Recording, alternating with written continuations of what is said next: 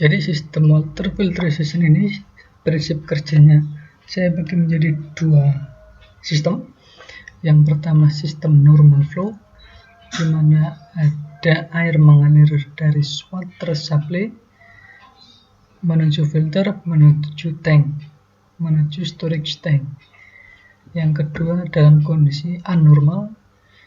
Anormal ini terjadi kalau filternya ini kotor sehingga fungsinya tidak lagi maksimal, maka perlu dilakukan proses pembersihan secara otomatis menggunakan air bersih yang berasal dari storage tank untuk mengeluarkan kotoran dari filter menuju drain atau menuju aliran bebas. Yang pertama, normal flow, prinsip kerjanya. Ketika saya ingin mengambil air untuk disimpan ke storage tank dengan sebelumnya dilakukan filterisasi, maka komponen yang akan saya aktifkan adalah SV1, solenoid valve 1, pompa, kemudian solenoid valve 2, kemudian solenoid valve 5. Selain itu, komponennya saya matikan. Komponen SV2, SV4, SV6, dan BV saya matikan. Sehingga dalam kondisi seperti itu, air hanya mengalir berdasarkan anak panah ini. Dari water supply, menuju flow sensor, menuju pompa, menuju solenoid valve 3, menuju pressure tank 1, menuju filter, menuju pressure tank transducer 2, PT1, PT2, menuju SV5 dan storage tank dalam kondisi normal. Dalam kondisi filter ini kotor atau tidak berfungsi maksimal,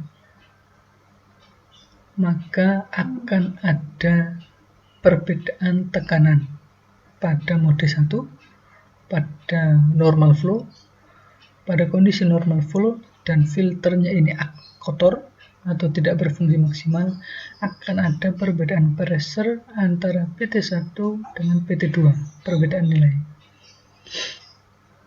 Kenapa seperti itu? Aliran di sini berasal dari pompa, sementara tekanan dari sini berasal dari output filter kedua. Jadi kalau di sini kotor misalnya, tekanan dari pompa ini kecepatannya maksimum, alirannya maksimum, alirannya sesuai dengan kecepatan motor, RPM-nya motor, kemudian mengalir, ternyata di sini kotor. Maka pressure di sini akan menjadi tinggi, lebih tinggi daripada PT2. Perbedaan tekanan ini dideteksi oleh sistem kontrol bahwa mode 1 atau normal flow tidak lagi bisa berfungsi maksimal, sehingga harus diaktifkan mode kedua, yaitu backwash flow, pencucian filter, aliran pencucian filter. Dalam kondisi kedua ini, maka yang harus saya aktifkan adalah SV2, pompa, SV4, dan SV6. Selain itu mati.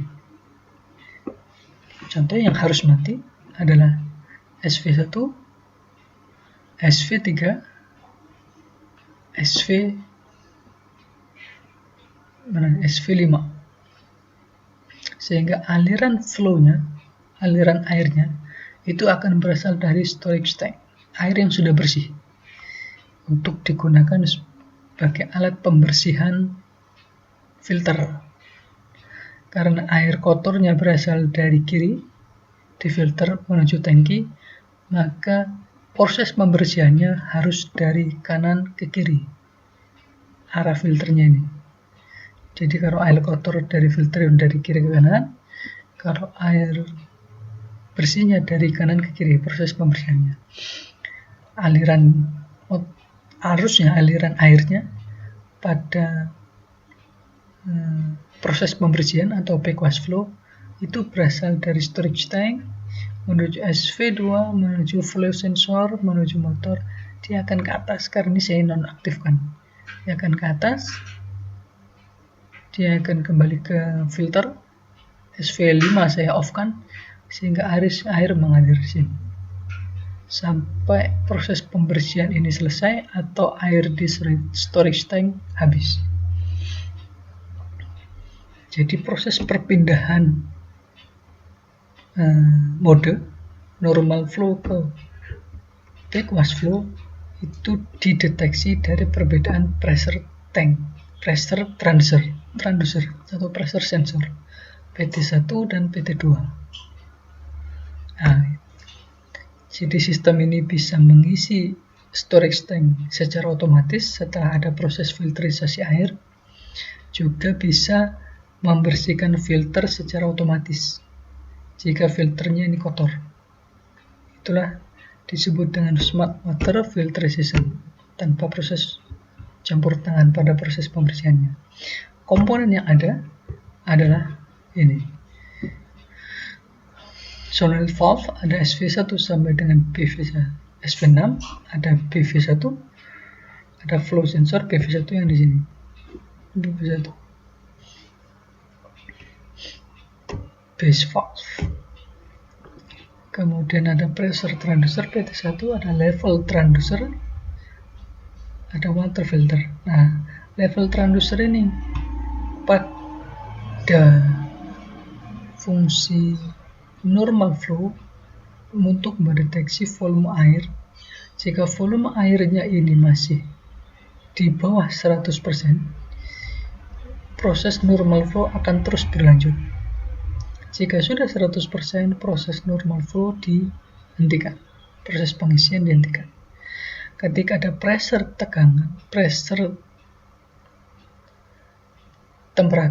perbedaan temperatur, perbedaan pressure transducer, perbedaan nilai pressure antara PT1 dengan PT2, maka sistem juga akan mendeteksi apakah level transmitter, level airnya yang ada di sini, volume air yang di sini ini bisa digunakan atau tidak, dalam kondisi tinggi atau tidak, dalam kondisi full atau tidak tanking. Kalau airnya habis, maka proses pembersihan tidak dilakukan, tidak terjadi. Dan sistem akan berhenti secara otomatis karena air yang di sini ternyata habis. Berarti meskipun ada perbedaan nilai antara PT1 dengan PT2, tidak bisa dilakukan backwash flow karena air di dalam storage tank habis. Sistem akan otomatis mati atau off. Karena sistemnya kompleks, yang harus Anda buat adalah menggunakan sistem kontrol digital. Maka sebagai rewardnya, jika yang Anda buat ini berhasil menggunakan sistem kontrol analog, elektronika analog ataupun elektronika digital, maka nilai semester Anda, bukan UAS, tapi semester Anda, rewardnya dapatkan nilai A.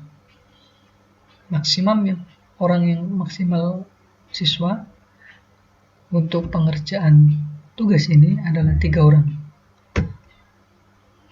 Tapi tetap harus presentasi 1 mahasiswa 1 video.